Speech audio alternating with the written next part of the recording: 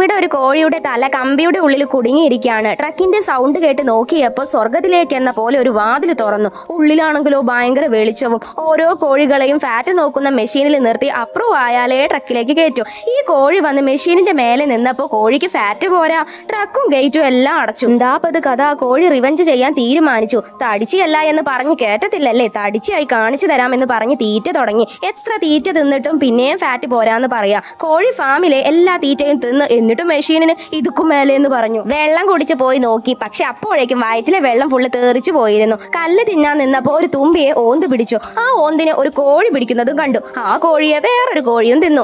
ഈ കോഴി ആ തിന്ന കോഴിയെ തിന്നാൻ നോക്കി. അണ്ണാക്കിലേക്ക് കയറാഞ്ഞിട്ട് ആശ്രത്തിലൂടെ കയറ്റി. എന്നിട്ട് മെഷീനിൽ പോയി നിന്നപ്പോൾ മെഷീൻ പൊട്ടിപ്പോയി വെയിറ്റ് കൊണ്ട്. പക്ഷെ ട്രക്കിൽ കയറ്റാൻ അപ്രൂവായി. ഡ്രൈവർ വന്ന് ആ കോഴിയെ എടുത്ത് ട്രക്കിലേക്ക് ഇട്ടു. ഉള്ളിലെത്തിയപ്പോഴാണ് കോഴിക്ക് മനസ്സിലായത് കൊന്നിട്ട് സ്വർഗത്തിലേക്ക് എത്തിക്കുന്ന സ്ഥലമാണെന്ന്. അങ്ങനെ കോഴിയെ കൊന്ന് തന്തൂരി ചിക്കൻ ഉണ്ടാക്കി മുറിച്ചപ്പോൾ കോഴിക്കുള്ളിൽ വേറൊരു കോഴി, ആ ഉള്ളിൽ വേറൊരു കോഴി, അതിന്റെ ഉള്ളിൽ ഒരു ഓന്ത്. ഈ കഥ നിങ്ങൾക്ക് ഇഷ്ടമായാൽ ലൈക്ക് ചെയ്യുക, സബ്സ്ക്രൈബും ചെയ്യുക.